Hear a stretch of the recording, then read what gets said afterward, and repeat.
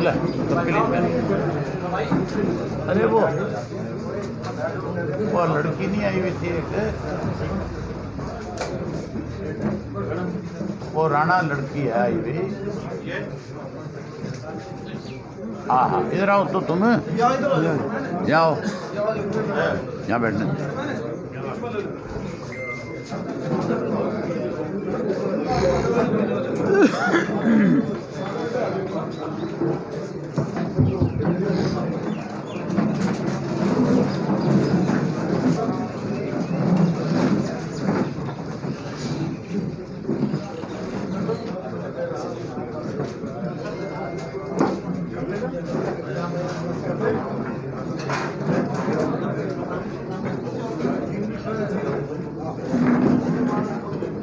सारे साथी आगे क्या कर ले शुरू। आप सबका स्वागत है।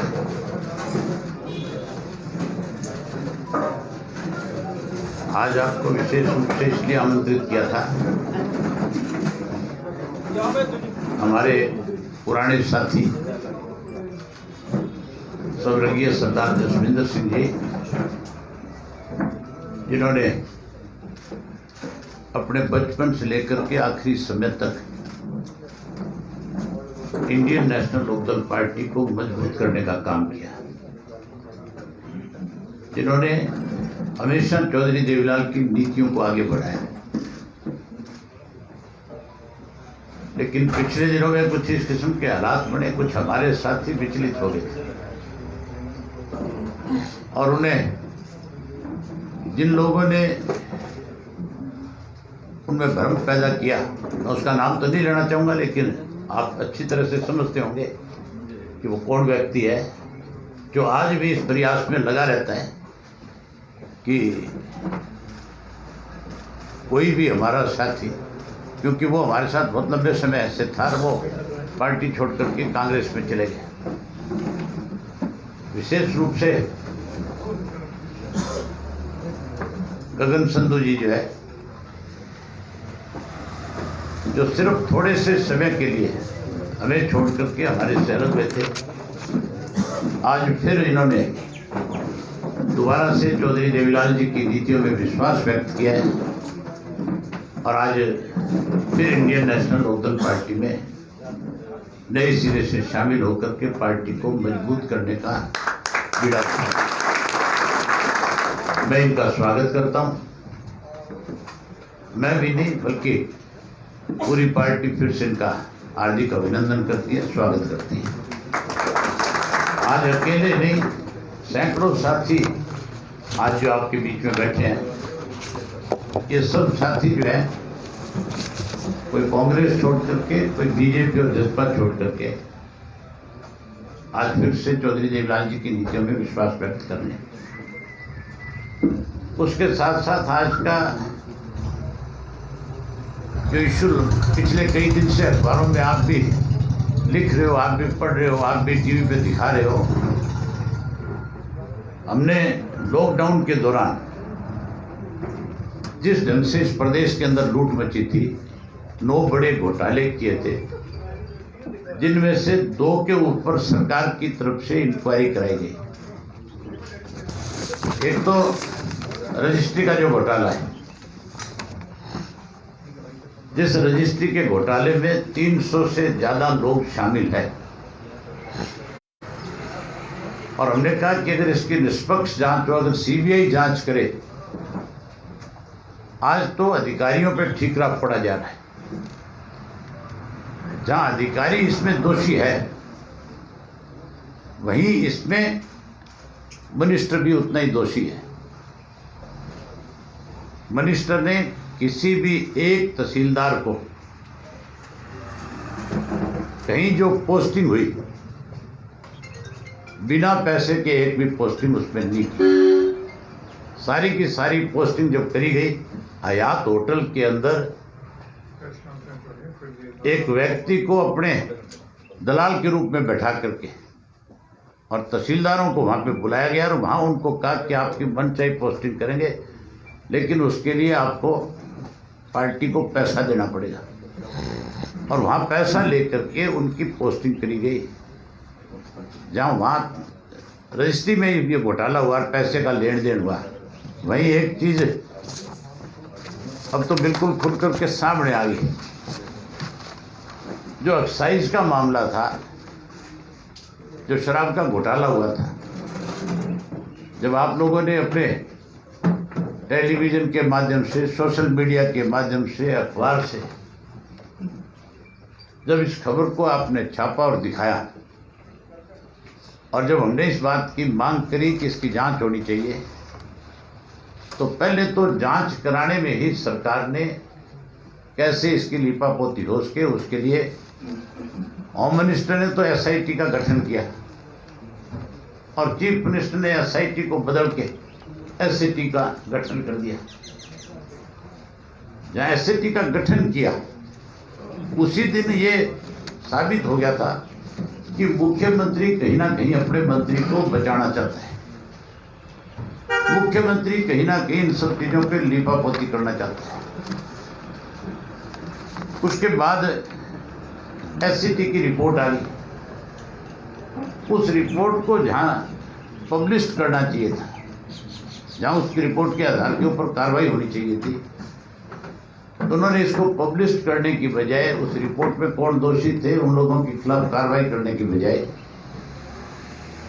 एक विजिलेंस की पहले उसमें एक अधिकारी से जांच बैठाई गई, उस रिपोर्ट को बारीकी से अध्ययन कराया गया और फिर उसके बाद उसके ऊपर विजिलेंस से जांच कराई गई। और उस विजिलेंस में खास करके जो श्रीकांत यादव जो आईपीएस अफसर है, उसको उसका हेड बनाया गया। उसके साथ उसके 2 और ऑफिसर्स लगाए गए। उसने जो अपनी जांच करी है, मैंने अपने सूत्रों से जानकारी दी है, उस जांच के अंदर 2 लोगों का प्रमुख रूप से नाम आया है। एक तो एईटीओ है आनंद मलिक, जिसने जितने भी ये आपको एईटीओ या कोई आपके इंस्पेक्टर एक्साइज के या कोई ईटीओ एक्साइज के जिनकी पोस्टिंग करानी थी, उस आदमी के माध्यम से पैसा लिया गया। और उस पैसे के लेन देन में एक लड़का है मीनू नाम का, जानते होंगे आप सारे, जानते हो कि नहीं जानते? सेक्रेटरीट में बैठता है, डिप्टी चीफ मिनिस्टर के कमरे के सामने वाले कमरे में बैठता है। अनऑफिशियली ऑफिस दे करके उसको वहां बिठाया हुआ है। 4-6 लोग वहां बैठते हैं और वो सारा दिन कैसे पैसे ऐंठे जाए, कैसे कमीशन लिया जाए, इन दोनों लोगों ने पैसे लेकर के पोस्टिंग करवाई और पैसे लेकर के जिनकी पोस्टिंग हुई, उन बहुत सारे अधिकारियों ने श्रीकांत यादव के सामने ये बात जो है मानी। उन्होंने मानने के बाद जब श्रीकांत यादव ने उनसे ये कहा कि आप लिखित में दो कि हमने इतना इतना पैसा दिया है, तो उनका आगे से जवाब था कि अगर हम आपको लिख करके दे देंगे तो ये मीनू बेनीवाल जो है ये बदमाश है और ये हमें तुरंत मरवा देगा। उसके बाद श्रीकांत यादव की जो रिपोर्ट है, जो रिपोर्ट आएगी, उसमें आप देखना, जो बात मैं आपको बता रहा हूँ वो यूं की जो लिखी होगी, उसमें साफ शब्दों के अंदर लिखा हुआ है यादव की तरफ से कि मुझे बहुत सारे अधिकारियों ने ये बताया है कि हमारे से इस तरह से पोस्टिंग के नाम के पैसे लिए गए और पोस्टिंग के साथ साथ बहुत सारी इंडस्ट्री से 20 शब्द का कोड लिखा गया है। बी का मतलब है कि जो बिना लाइसेंस की जो दारू है, बिना परमिट की जो दारू है, वो दारू उन्होंने फैक्ट्रियों से निकाली और उसको बेचने का काम किया। इसकी अगर सीबीआई जांच हो और अगर होम मिनिस्टर निष्पक्ष है, होम मिनिस्टर कहता है कि मैं दोषियों को सजा दिलाऊंगा, तो फिर होम मिनिस्टर को भी तुरंत इस रिपोर्ट को है जो आपको पब्लिश करना चाहिए, बताना चाहिए, और जो दोषी लोग हैं उनके खिलाफ FIR लॉन्च करके उन लोगों को तुरंत अरेस्ट करके जेल में बंद करना चाहिए। आज किस तरह से खुली छूट लूट मची हुई है इस प्रदेश में, आपको हैरानी होगी सुनकर के मुख्यमंत्री की मौजूदगी के अंदर ये जो PWD B&R के जो ठेकेदार होते हैं ना, जो 500, 700, 1000 करोड़ का काम लेते हैं, उनकी चीफ मिनिस्टर ने मीटिंग बुलाई और चीफ मिनिस्टर ने मीटिंग बुला करके उनसे पूछा कि भाई आप लोगों को काम करने में कोई दिक्कत तो नहीं है। वहां चीफ मिनिस्टर की मौजूदगी में एक ठेकेदार ने खड़े होकर के कहा कि 5% पहले देना पड़ता है, काम बाद में अलॉट होता है। 5 पहले देते हैं, 3-4% जब फिर तुम्हारे अफसर देते हैं। यहाँ कैसे काम कर सकते हैं? पंचायती राज का अगर किसी को किसी गांव के लिए पैसा लेना है तो सेक्रेटरीट में चले जाओ, दलाल बैठे मिलेंगे, 2% लेते हैं। चाहे करोड़ ले लो, चाहे 5 करोड़ ले लो, चाहे कितना ही ले लो, 1 मिनट में पैसा लौट होता है। आज कोई डिपार्टमेंट ऐसा दूध से धुला हुआ नहीं है इनका जिस डिपार्टमेंट के अंदर दलाल ना हो और जिस डिपार्टमेंट में कमीशन फिक्स ना हो। मैं एक बार फिर गगन के सारे साथियों का स्वागत करता हूं, अभिनंदन करता हूं और आपको विश्वास और भरोसा दिलाता हूं कि आपको पार्टी में पहले जो सम्मान मिलता था उससे भी कहीं ज्यादा बड़ी इज्जत के साथ आपको पार्टी में इज्जत मिलेगी। आपसे उम्मीद करूंगा कि अपने वो सारे पुराने साथियों को भी वापिस ला करके पार्टी के साथ जोड़ने का काम करोगे। मैं पहले ही कहता था एक पार्टी ऐसी बचेगी इस प्रदेश में जो बहुत तेजी के साथ आगे बढ़ी थी, उतनी ही तेजी के साथ उसका अंत हो गया। लगभग 10,000 करोड़ की अवैध शराब जो है विभिन्न प्रदेशों में, जैसे बिहार, मध्य प्रदेश, राजस्थान, गुजरात में इनमें पकड़ी गई है। वो सारी चीजें उसमें शामिल है और इसमें पूर्ण रूप से जो है मैंने जो 2 नाम आपके सामने रखे, इन दोनों नामों के नाम जो आपकी विजिलेंस की रिपोर्ट जिस दिन विषय होगी उसमें आप लिखित रूप में देखना आएंगे।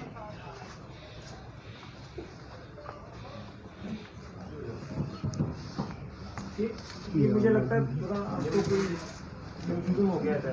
विजिलेंस की जांच को लगता है कि जहरीली शराब बिना उसकी SIT का चीज का ज्यादा था, जो जहरीली शराब से 47 लोग मरे। हाँ, तो उसी की बात कर रहा हूँ मैं, उसी की बात कर रहा हूँ।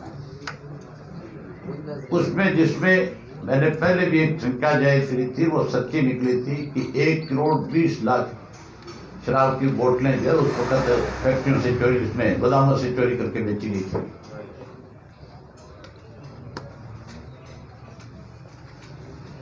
एक विषय आया जो आपने सिंधी पाई है विधायकी पद से किसान आंदोलन के मामले में, उस दिन भी आपने प्रेस कॉन्फ्रेंस में कहा था कि इस सरकार को अगर चला रहे हैं तो विपक्ष के नेता चला रहे हैं, नहीं तो ये सरकार गिर सकती है।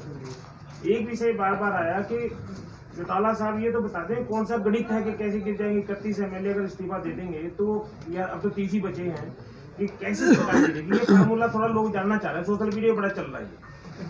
ये सीधा सा फार्मूला है कि जिस सरकार के खिलाफ 1/3 MLA अविश्वास व्यक्त कर दें, आज सरकार तो है नहीं, आज तो लुटेरों का गिरोह है। आज जिस किस्म के देश में हालात है, जिस तरह से आज हमारे प्रदेश की हालत है, उसमें कांग्रेस पार्टी जो मेरे ऊपर ये लाछन लगा रही थी, जो ये कह रही थी कि अभय सिंह ने तो बीजेपी को बचाने के लिए अपना इस्तीफा दिया है, अब वो नई चीज चला रहे हैं कि हम तो 30 की संख्या में है, अगर इस्तीफा दे देंगे तो सरकार कैसे गिर जाएगी। तो अभय सिंह अगर MLA रह जाता तो फिर भूपेंद्र सिंह हुड्डा सरकार कैसे गिरा देता, ये तो बता दे। हुड्डा तो मैंने पहले भी आप लोगों को खुल करके बताया, आज फिर बता रहा हूं, दोहरा रहा हूं उस बात। आपके सामने है, सबूत की भी जरूरत नहीं है। भूपेंद्र सिंह हुड्डा ने सुभाष चंद्रा को एमपी बनाने में बीजेपी के एजेंट के रूप की भूमिका निभाई और उस वक्त में अपना बैलेट पेपर जो है, बैलेट किसी का कैंसिल हो सकता है लेकिन कोई भी चीफ मिनिस्टर है और व्यक्ति अपना बैलेट पेपर खाली नहीं छोड़ सकता। उसने अपने बैलेट पेपर पे ऊपर कहीं कोई निशान नहीं लगाया था, उसका बैलेट खाली था और ये बात हुड्डा ने बहुत जगह स्वीकार करी। उसके इलायदा उसने अपने 12-14 साथियों से पेन की स्याही बदला कर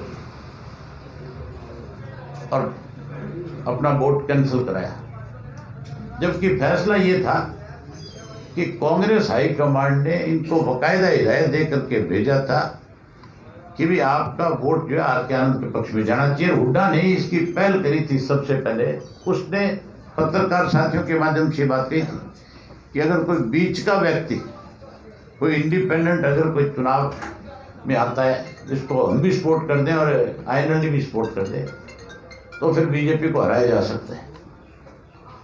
और उनकी पहल के ऊपर हमने कहा भी कोई ऐसा कैंडिडेट अगर हमें हमारे सामने आएगा तो हम उसकी सपोर्ट कर देंगे। आर के आनंद को कांग्रेस ने हमारे पास भेजा था।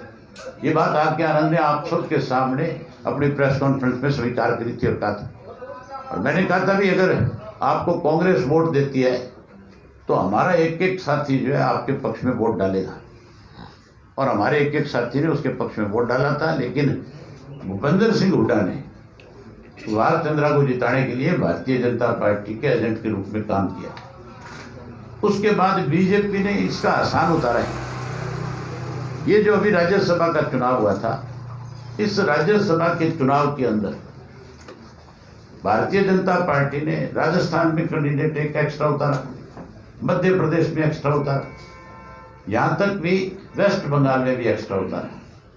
यहां तो सिर्फ एक एमएलए की बात थी, इनके 31 थे और उनके पास 58 थे। 2 एमएलए और चाहिए थे। मेरी वोट को छोड़ दे आप, मेरा वोट कहीं काउंट मत करो, लेकिन 2 एमएलए चाहिए थे। किसी को क्यों नहीं बीजेपी ने खड़ा किया? भाजपा ने जब जहां इनके पास वोट की संख्या बहुत कम थी वहां तो खड़े किए, और यहां किसी तीसरे आदमी को खड़ा नहीं किया। इसलिए नहीं किया गया था कि सुभाष चंद्रा के वक्त में सौदेबाजी हुई थी कि आने वाले समय में अगर कोई इस तरह के हालात बने तो जो तू कहेगा हम तेरी बात को मान लेंगे। उसने अपना बेटे को बना लिया। अब आप सब इस बात के गवाह हो, विधानसभा का जब सेशन चल रहा था, उस सेशन के दौरान किसान आंदोलन चल रहा था और एनपी के ऊपर था।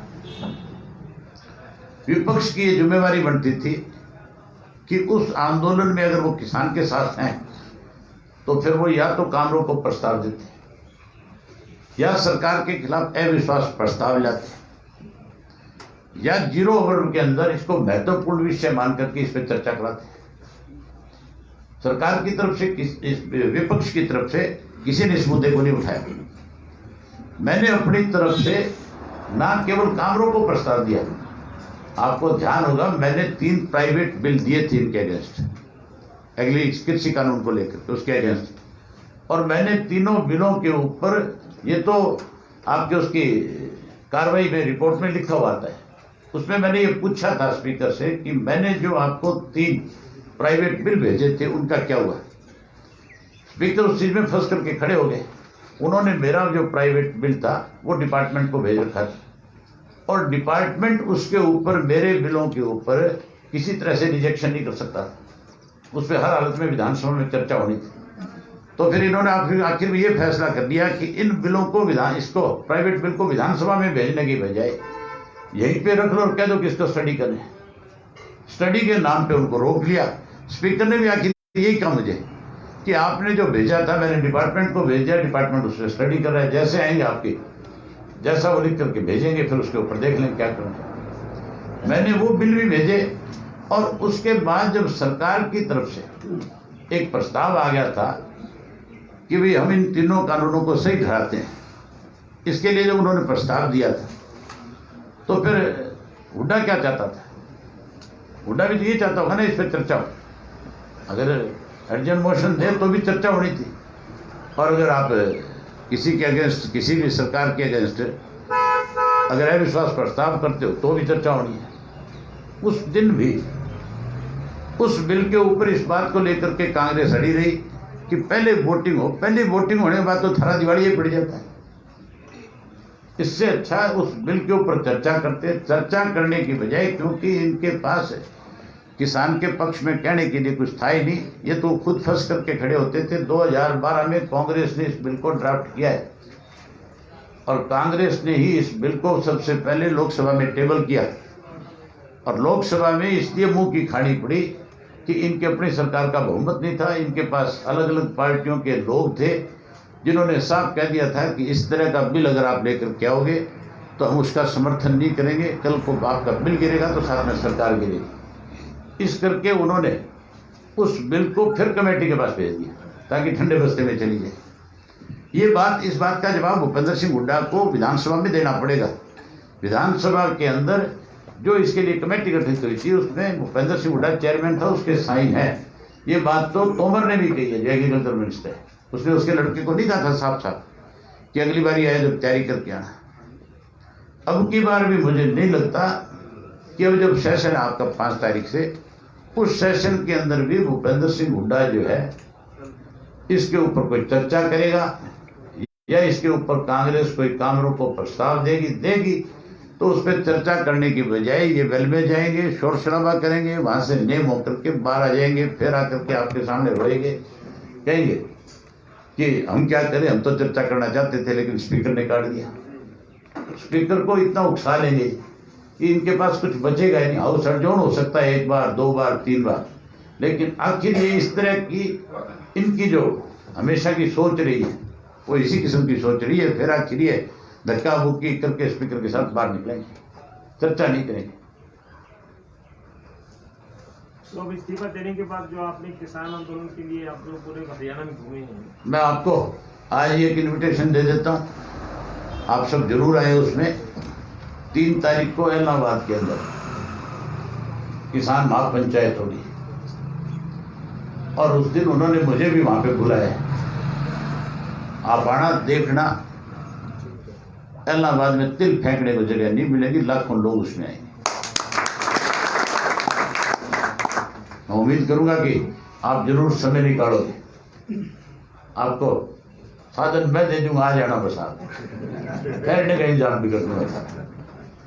जो मैं खाने पीने का, ठहरने का, सब तरह का बंदोबस्त होगा। आप तो अपने अपने कैमरे कलम लेकर आ जाना बस। उस दिन आप देख लेना मेरे इस्तीफे का क्या असर है। और ये जो मेरे पे नुक्ताचीनी करते हैं, किसी एक आधी जगह जाके खड़े होकर तो दिखाए ना जाके कि हम किसान के समर्थक हैं। फिर देखो इनके साथ लोग क्या करते हैं।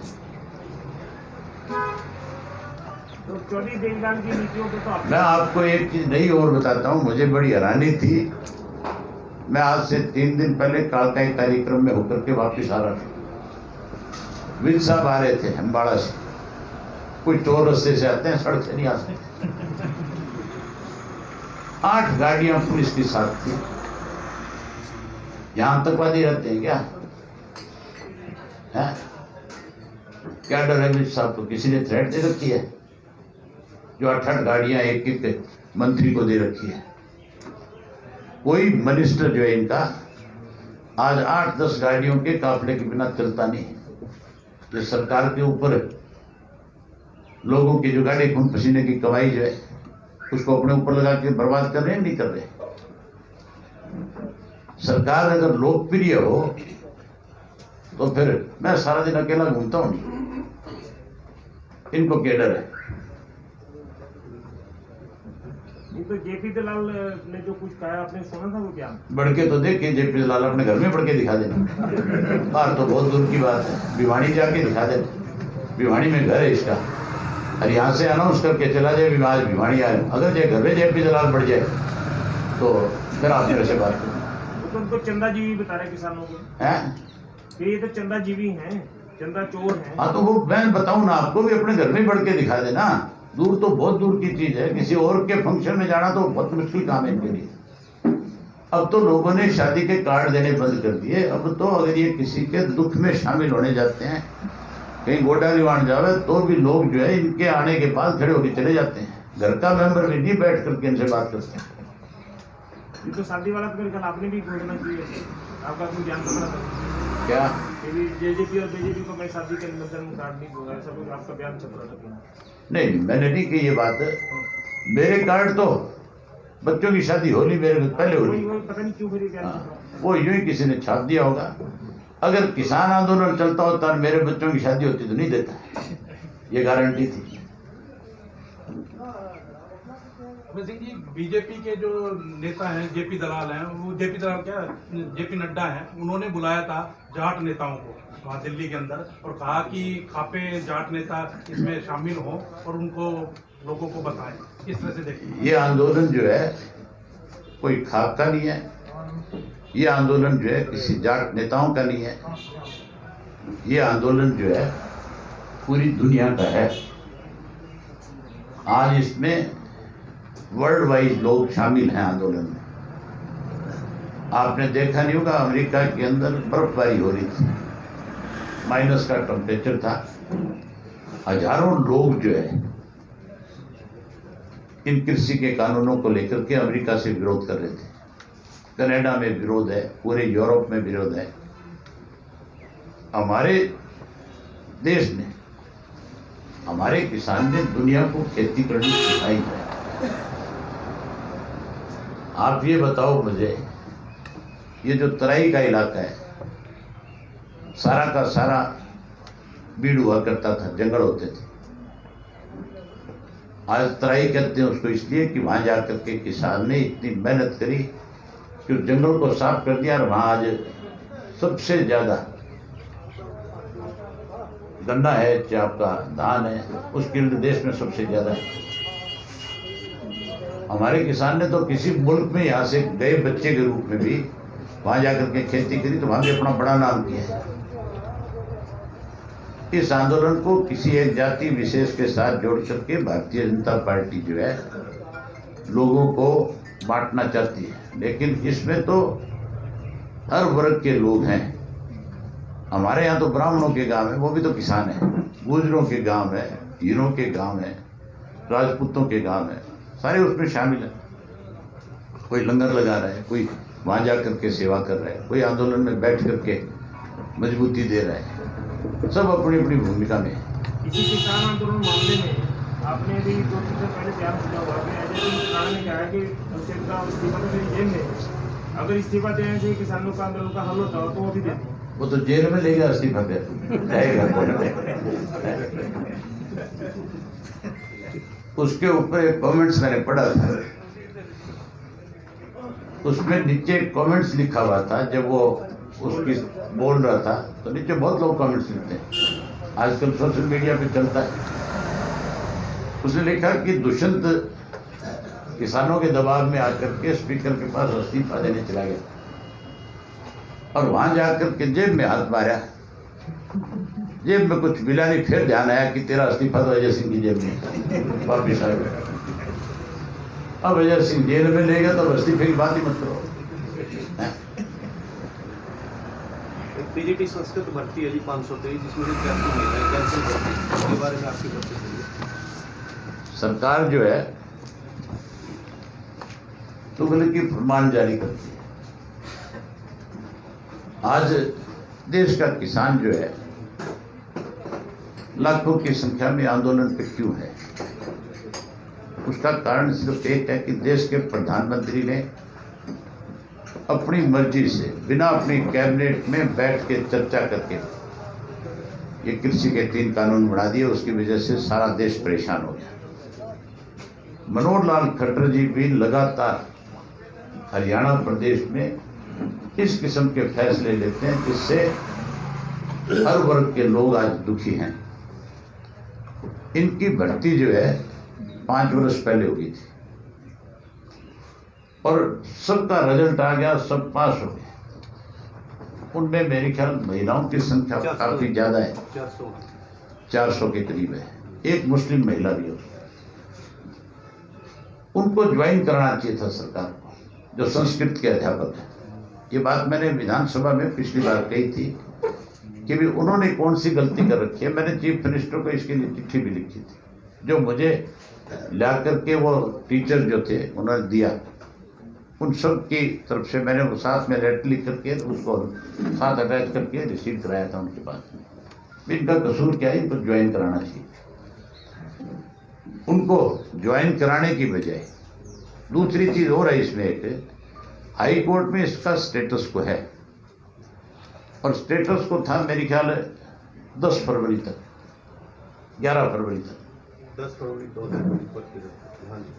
और इन्होंने एक दिन पहले, आज भी स्टेटस को एक दिन पहले जो है इन्होंने अपनी तरफ से एक नोटिस निकाल दिया कि हमने भर्तियां जब रद्द कर दी, उसी के साथ नई भर्ती के लिए उन्होंने आवेदन भी मांग लिया। अब नई भर्ती के लिए कितने बच्चे और उसके लिए एग्जाम देंगे, कितने बच्चे भागदौड़ करेंगे, कितना ही सिर्फ कैसे लोगों की जेब से पैसा लिया जाए, कैसे लूटा जाए, इस काम में लगे हुए हैं। जबकि सरकार उन 5 वर्ष पहले जिन लड़कों ने परीक्षाएं पास कर ली थी, जिसमें महिलाएं कुछ ऐसी भी है जिनके आगे बेचारों के बच्चे हो गए, वो कैसे अपना घर चलाएंगे बिना जॉब के। चितौला साहब, आज रेल रोको आंदोलन भी है, समर्थन है आपका, और क्या इसका असर किस तरह से देख रहे हैं? रेल 12 से 4 तक रोकने का ऐलान है। मेरे ख्याल मेरे से पहले आपके पास सब पे रिपोर्ट होगी इस बात की कि पूर्ण रूप से बंद है, कहीं कोई रेल नहीं चल रही। ये सर सरकार इतने व्यापक विरोध के बावजूद जो है कहीं पीछे हटने को तैयार नहीं हो रही, इसका क्या है? 1907 के अंदर अंग्रेज का राज था, और अंग्रेज के राज के वक्त के अंदर उन्होंने भी कृषि के 3 इस तरह के कानून बनाए थे जिससे रेवेन्यू ज्यादा लिया जा सके। भाव कम देते थे, रेवेन्यू ज्यादा लेते थे। सरदार अजीत सिंह जो है, शहीद आजम भगत सिंह के चाचा, उन्होंने इसके खिलाफ बीड़ा उठाया था। उन्होंने आंदोलन शुरू किया था, जो आंदोलन 8 महीने चला। उस वक्त ज्वाइंट पंजाब था, तब तो ना था सोशल मीडिया था, एक रेडियो होता था और अखबार होता था। अखबार भी किसी किसी गांव में जाता था, रेडियो भी कोई एक आधा होता था गांव में। उसके बावजूद 8 महीने आंदोलन चला। अंग्रेज की सरकार को भी अपने जो कानून थोपना चाहते थे उनको वापस लेना पड़ा। मोदी जी को भी लेना ही पड़ेगा। कितने दिन परीक्षा ले रहा है किसान की? किसान की परीक्षा तो परमात्मा भी साल में 2 बार लेता है। जब पहली फसल बो करके आता है, 6 महीने जब उस फसल को बच्चे से ज्यादा समय देके पालता है। अगर उस फसल में कोई ओलावृष्टि हो जाए, कोई ज्यादा बारिश हो जाए, किसी और कारण से किसान की फसल खत्म हो जाए, तो किसान फिर उससे विचलित नहीं होता, अगली फसल की तैयारी करना शुरू कर देता है। और अगली फसल भी खराब अगर हो जाए तो भी हाथ नहीं फैलाता किसी के आगे जाए, फिर से दोबारा अपने काम में जुट जाता है। और मोदी जी भी मेरी ख्याल है कोई उस तरह की परीक्षा लेना चाहता होगा किसान की। पंचायत चुनाव नहीं कराए समय पर? पंचायत के चुनाव सरकार को कराने चाहिए, इसलिए नहीं करा रही है कि पंचायत के चुनाव कराएंगे तो फिर सरकार को कहीं 2% 4% वोट मिलेगा, और फिर इनको अपने आप सत्ता छोड़नी पड़ेगी। लोगों में इनको पता है कि आप 100% अनपॉपुलर हो, तुम्हें कोई वोट देगा ही नहीं। इनके कोई टिकट लेने वाला नहीं होंगे, कोई कैंडिडेट खड़ा होने वाला नहीं होगा, इसलिए जानबूझ करके इसको लटका रहे हैं। इसके लिए कोर्ट में मेरे ख्याल हाई कोर्ट में कोई पीआई डली हुई है।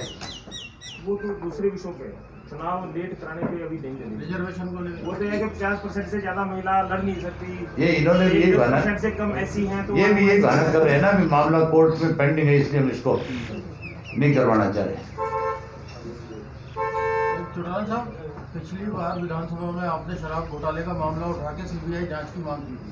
मैं तो आज भी सीबीआई की जांच की मांग तो करता हूँ। सेकंड जो आप तो क्योंकि आप हाउस से तो रिजाइन कर चुके, अब आप अगर ये नहीं देते हैं तो आपका अगला स्टेप क्या होगा? मैं आपसे मिलूंगा उसी दिन। मैं ये मत मान के चलो आपकी हाउस का मेंबर नहीं हूं तो मुझे हाउस की प्रोसीडिंग का पता नहीं होगा, हाउस में क्या हो रहा है ये जानकारी नहीं होगी। मैं वहाँ स्पीकर के कमरे में बैठ करके सब कुछ देखूंगा। वहाँ बैठने से मुझे नहीं रोक सकता। वहाँ तो स्पीकर को भी मेरा वेलकम करना पड़ेगा। वहाँ बैठ के सारी देखूंगा और वहीं से फिर सीधा हरियाणा भवन आपके पास आऊंगा। वहाँ आकर सारी बात करेंगे।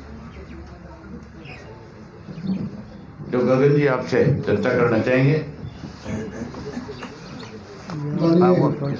इसको भी कराता हूँ। चौधरी अभय सिंह चौटाला जी, इंडियन नेशनल लोकदल पार्टी के सभी पदाधिकारीगण, हरियाणा प्रदेश से मेरे साथ आए हुए सभी मेरे सीनियर और मेरे युवा साथी, सभी कार्यकर्ता साथी और मीडिया का यहाँ पहुँचने पर मैं हार्दिक स्वागत करता हूँ, धन्यवाद करता हूँ। सबसे पहले मैं चौधरी अभय सिंह चौटाला जी, किसान रतन जी का बहुत बहुत धन्यवाद करता हूँ कि इन्होंने मुझे पार्टी में शामिल करके जो मान सम्मान दिया है उसके लिए मैं इनका तहे दिल से धन्यवाद करता हूँ। साथियों, बहुत ही कम नेता होते हैं जो अपनी जुबान पे खरे उतरते हैं। चौधरी अभय सिंह चौटाला जी अपनी जुबान से जो कहते हैं वो करके दिखाते हैं। आपके सामने इन्होंने 3 काले कानूनों के खिलाफ इस्तीफा देने की बात कही थी और जब 3 काले कानून वापस ना हुए तो इन्होंने अपने विधायक पद से इस्तीफा देके ये साबित कर दिया कि ये किसानों के हितैषी हैं और चौधरी देवी लाल जी के असली वारिस हैं और इनसे यही प्रभावित होकर कि किसानों के इस संघर्ष में मुझे भी आगे बढ़ना चाहिए और मैंने इसलिए घर वापसी करके चौधरी अभय सिंह चौटाला जी के साथ कंधे से कंधा मिलाकर किसानों के इस संघर्ष में लड़ाई लड़ने का फैसला लिया। और मैं बहुत बहुत धन्यवाद करता हूं दोबारा अभय सिंह चौटाला जी का और इंडियन नेशनल लोकदल पार्टी का कि मुझे यहाँ बुलाकर उन्होंने पार्टी में शामिल किया और मानसिक कर दिया। आप सबका बहुत बहुत धन्यवाद। जय हिंद। एक और आज आप पार्टी को, जो आप पार्टी की नॉर्थ हरियाणा की युवा की हेड है और उनका जो आईटी सेल है उसकी भी हेड है, इंदू वाला जी जो है, रेणु राणा जी, जो आज आप पार्टी को छोड़कर के इंडियन नेशनल लोकदल पार्टी में शामिल हुई। मैं इनका भी हार्दिक स्वागत करता हूँ, अभिनंदन करता हूँ। ले भाई पटके देव। आप इधर आओ।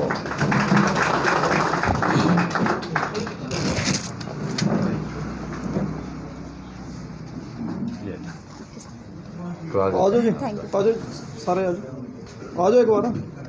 ये सब सारे पुराने साथी हैं हमारे। आज कितने रह गया? लो जी, आ जाओ, तेरे भी डालना पड़ेगा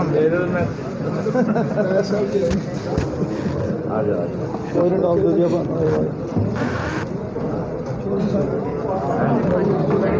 हाँ बिल्कुल बिल्कुल, सबसे आ जाओ, आ जाओ। सब जी जल्दी आते रहो। मेरे तो मान सम्मान का डाली हो, बहुत का डाली। मैं तो 20 साल से साथ नहीं हूँ, मैं साथ ही चलूंगा जी। आओ अगर लो थोड़ा आ जाओ।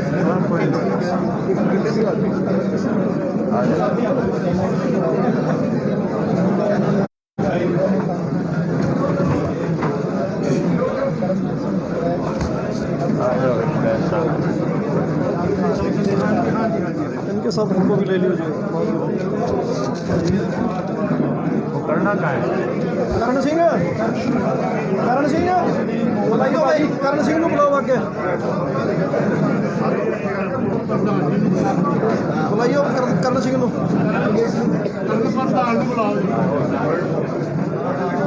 स्वागत है।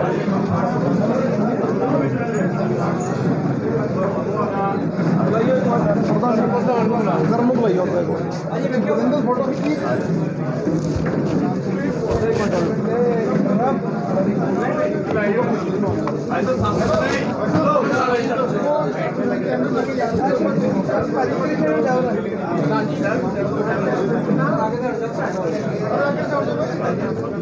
कर्ण सिंह को